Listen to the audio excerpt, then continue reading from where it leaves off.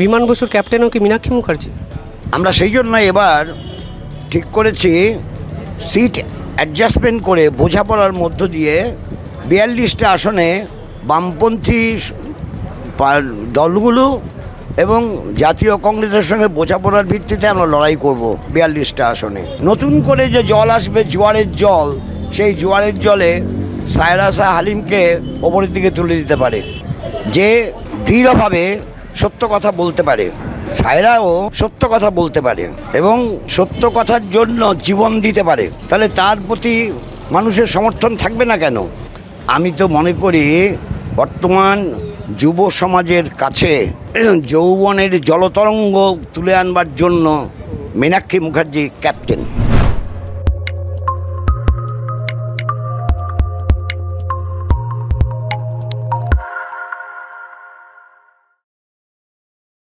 South কলকাতায় আপনি নিজে প্রচারে এসেছেন, কি এক্সপেক্ট করছেন লোকসভা নির্বাচন? অন্তত এই কেন্দ্রটা কোনোদিনই বামেদের সে অর্থে গড় বলে পরিচিত ছিল না, কতটা আশাবাদী আপনি?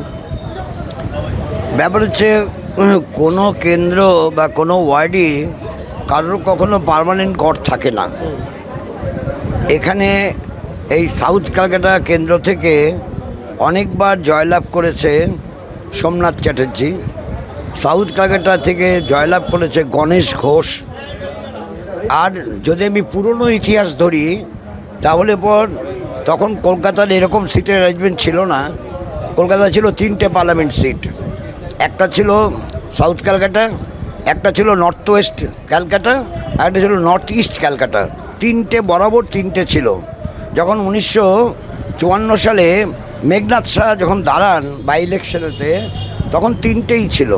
আর আমি যে কথাগুলো বললাম, সোমনাথ চ্যাটার্জি যখন জিতেছেন তখনও 3টে ছিল, গণেশ ঘোষ যখন জিতেছেন তখনও 3টে ছিল, এমনকি প্রেরণ দাসমুন্সী যখন জিতেছেন তখনও 3টে ছিল।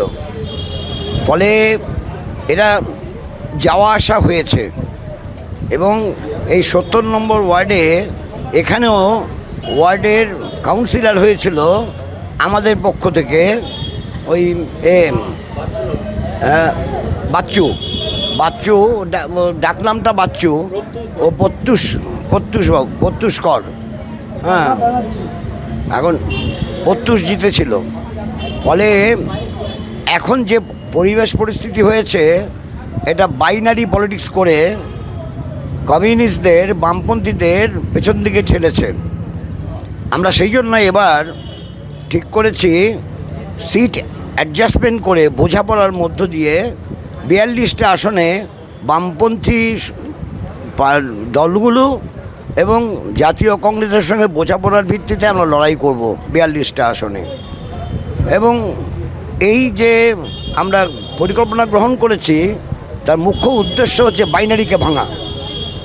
বাইনারিকে ভাঙতে পারলে এই তৃণমূল বিজেপি না হয়ে তৃণমূল বিজেপি এবং বাম কংগ্রেস, এটা যদি আমরা করতে পারি, জনগণের মাঝে আমরা এইটা তুলে ধরতে পারি, জনগণের কাছে গ্রহণযোগ্যতা লাভ করে, তাহলে যে কি ঘটবে ভবিষ্যতে এটা এখনই বলা যাবে না, হিসাবও করা যাবে না। সেই জন্য সেই হিসেব আমি করছি না।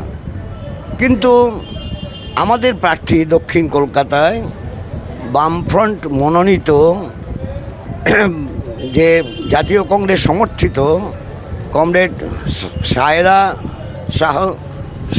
শাহ হালিম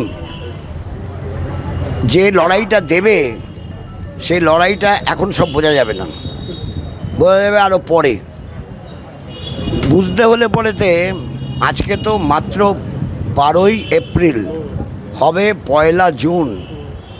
এর সময়ের মধ্য দিয়ে গঙ্গা দিয়ে অনেক জল বয়ে যাবে এবং সেই জলের স্রোতে কিছু ভেসে চলে যাবে, কিছু নতুন করে যে জল আসবে, জোয়ারের জল, সেই জোয়ারের জলে সায়রা শাহ হালিমকে ওপরের দিকে তুলে দিতে পারে, এখনই বলা যাবে না।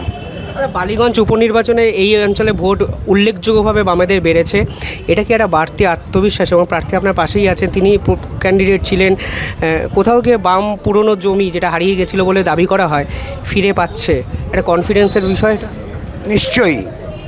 নিশ্চয়ই সায়রা শাহ হালিম পড়াশুনো করেছে, মানে চুরি করে বড় হয়নি, তার পারিবারিক সম্পর্কটা একটু ভিন্ন রকমের। মানে মহারাষ্ট্রের মুম্বাই শহরে বাস করা যে নাট্যকার এবং ফিল্মের তারকা নাসিরুদ্দিন শাহ,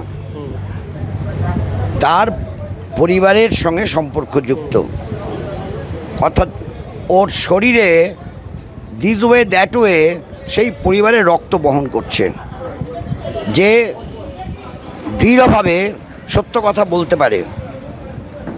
সায়রাও সত্য কথা বলতে পারে এবং সত্য কথার জন্য জীবন দিতে পারে, তাহলে তার প্রতি মানুষের সমর্থন থাকবে না কেন? তাই যখন নির্বাচনে দাঁড়িয়েছিল তখন তাকে কিছু মানুষ সমর্থন করেছে যারা অতীতে করেনি। এবার হয়তো তার থেকে বেশি মানুষ সমর্থন করবে এবং একটা উলটপালট হয়ে যেতে পারে। আমরা চাই উলটপালট করে দিতে। কেন? যারা লোকসভায় যাবে না, আবার গেলেও মুখে লুকোপ্লাস আটকে বসে থাকে, কথা বলে না, তারা কেন লোকসভায় যাবে? লোকসভায় যাবে সায়রার মতো মেয়েরা, যারা দীপ্তভাবে প্রতিবাদ করতে পারে, মানুষের সংগ্রামে মানুষের কথা বলতে পারে, শ্রমজীবী মানুষের কথা বলতে পারে, সাধারণ গরিব মেহনতকারী মানুষ যাদের জীবন যাপন করতে মানে অনেক কষ্ট হয়, তারা অনেকে পেরে ওঠে না, তাদের কণ্ঠস্বরটা হবে সায়রা, ওখানে লোকসভায় বলবে। অলরেডি আপনারা ইলেকশন কমিশনকে অভিযোগ করেছেন হরিশ মুখার্জি স্ট্রিটে প্রচার করতে দেয়নি একটা অভিষেক ব্যানার্জি বাড়ির সামনে থেকে। একাধিক ইস্যু অলরেডি তৈরি হয়ে গেছে এবং এই অঞ্চলে গার্ডেন রিচ আছে, যেখানে কিছুদিন আগে ফ্ল্যাট ভেঙে পড়েছে, প্রার্থী গেছিলেন, মোহাম্মদ সেলিম গেছিলেন। সাউথ ক্যালকাটা কতটা বদলেছে বিমানদা? এত বছর রাজনীতিটা দেখছেন, চোখের সামনে ট্রান্সফরমেশনটা দেখলেন সাউথ ক্যালকাটার। সাউথ ক্যালকাটায় ট্রান্সফরমেশনটা আগে থেকে বোঝা যায় না। যখন প্রিয়রঞ্জন দাসমুন্সি জিতেছিল তখন আগে থেকে বোঝা যায়নি, আবার যখন হেরেছিল সেটাও আগে থেকে বোঝা যায়নি। তারপর তো প্রিয়রঞ্জন দাসমুন্সি চলে গেল হাওড়াতে, তার আগে তো এখান থেকেই একবার গিয়েছিল। আর এখান থেকে যখন তাকে হারিয়েছিল গণেশ ঘোষ, সেটাও কিন্তু অনেকেই প্রত্যাশা করেনি। প্রত্যাশা করা আর না করা কতগুলো কন্ডিশনের উপর নির্ভর করে। আগামী প্রায় 1.5 মাস, আজকে হচ্ছে 12 তারিখ, 1.5 মাস সময় রয়েছে। এই 1.5 মাসের মধ্যে অনেক ঘটনা ঘটবে, অনেক রাজনৈতিক দল অনেক ভুল করবে।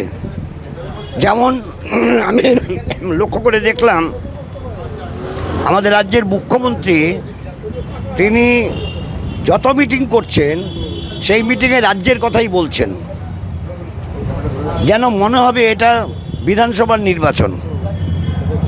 তিনি লোকসভার প্রার্থীর জন্য বলছেন, কিন্তু কথাগুলো বলছেন রাজ্যের কথা। রাজ্যে এটা হয়েছে, ওটা হয়েছে, সেটা হয়েছে, তাহলে কেন আপনারা ভোট দেবেন না? এটা যে সারা দেশের ব্যাপার, শুধু একটা এলাকার ব্যাপার না, আমাদের বিশাল দেশ। মানে উত্তরে কাশ্মীর আর দক্ষিণে কন্যাকুমারিকা আর মানে কচ্ছ, সেটা পশ্চিমে, আর উত্তর পূর্বে কোহিমা। তাহলে এই বিশাল ভারত, বিভিন্ন জাতি, বিভিন্ন বর্ণ, বিভিন্ন ধর্ম, বিভিন্ন ভাষার মানুষ বাস করে। এই হচ্ছে আমাদের মহান ভারত। সেই মহান ভারত নিয়ে একটা কথা নেই আমাদের রাজ্যের মুখ্যমন্ত্রীর লোকসভার নির্বাচনেতে। স্বাভাবিকভাবে লোকসভার নির্বাচনটা তো লোকসভাতে প্রতিনিধি পাঠানোর জন্য। তবে হ্যাঁ, উনি যেসব প্রতিনিধি পাঠিয়েছিলেন তারা কয়েকদিন উপস্থিত ছিলেন, অন্তত কয়েকজন ওনার প্রতিনিধি এমপি তারা কয়েকদিন উপস্থিত ছিলেন। আমি নাম করতে চাই না, একজন দুজন তো প্রথম যখন শপথ নিতে গেছেন শুধু লোকসভাটা ঘুরে ঘুরে দেখছেন কোথায় কি আছে। এখন তারা অসৎ নয়, কিন্তু এরকম অসৎ ব্যক্তিরা ঘুরে ঘুরে দেখে কোথায় কি হাত দিয়ে সরিয়ে দেওয়া যায়, ওরা তা না। কিন্তু যারা নাকি বাড়িটা ঘুরে দেখে, লাইব্রেরিতে যায় না, বোঝা যায় তারা লোকসভার প্রার্থী হওয়ার যোগ্য না, কিন্তু প্রার্থী হয়ে চলে গেছে। অনেকে স্নো পাউডার ভালো করে মেখে অভিনয় ভালো করে, আর অভিনয় ভালো করে মুখটা ভালো দেখতে, হ্যাঁ, দর্শনটা ভালো, মানে দর্শনধারী হয়ে চলে যায়। কিন্তু তাদের লাভ কি হয় দেশের? সায়েরা হালিম সে কিন্তু এই জাতের কোনো প্রতিনিধি হবেন না, এবং সেটা এই আগামী 1.5 মাস প্রচারের মধ্য দিয়ে ও বুঝিয়ে দেবে যে she will fight for the cause of people. To fight for the cause of people we need inside the parliament, and she will serve the purpose of the people. মুখ্যমন্ত্রী এনআইএ তদন্তের বিরোধিতা করছেন, একাধিক ইস্যুতে সিবিআই ইডি তদন্তের বিরোধিতা করছেন, আপনি বলছেন রাজ্যের ইস্যু বলছেন। এটা তো একটা জাতীয় একটা ইস্যু যে কেন্দ্রীয় এজেন্সির বিরোধিতা করা, এনআইএর মতো তদন্তকারী সংস্থার বিরোধিতা করা, এটাকে আপনি কিভাবে দেখছেন? ব্যাপার হচ্ছে ঘটনাটা কি ঘটেছে, ভূপতিনগরে কি ঘটেছিল। মুখ্যমন্ত্রী বলেছেন চকলেট বোম ফেটেছে। চকলেট বম ফাটলে চকলেট বম দিয়ে একটা বাড়িকে উড়িয়ে দেওয়া যায়? 3 জন মারা গেছে, 2 জনের বডি পাওয়া গেছে অনেক দূরে, একটা বডি সামনে ছিল, তাও 100 ইয়ার্স আফটার, আর বাকি 300-400 ইয়ার পরে। চকলেট বমে 3টা বডি এভাবে চলে যায়, অন্য দিক থেকে চকলেট বমে বাড়ির ছাদ উড়ে যায়। বাজে কথা বলে মানুষকে সাময়িকভাবে ঠান্ডা করা যায়, কিন্তু মানুষ যখন সবাই দেখাচ্ছে, সব টিভি চ্যানেল বাড়িটা দেখাচ্ছে, বাড়িটা ভেঙে একদম পড়ে গেছে, ছাদ ফাদ কিচ্ছু নেই, তা দিয়ে কী হয়? সেখানে যদি কেন ওটা তৈরি করছিল, ওই ধরনের বোমা তৈরি করছিল কেন, কী কারণে জানতে তো হবে। সেটা যদি রাজ্যের পুলিশ না জানে, তাহলে দায়িত্ব আছে গভর্নমেন্ট অফ ইন্ডিয়ার জানার। রাজ্যের পুলিশ তো তা দেখার চেষ্টা করেনি, সব কিছু হাসাপ করেছে, চাপা দিয়েছে, তদন্ত হয়নি। এতদিন তদন্ত হয়নি কেন? কতদিন আগের ঘটনা, আজকের, এবছরের না? তাহলে থুপা চাপা দিয়ে সব কাজ হয় না।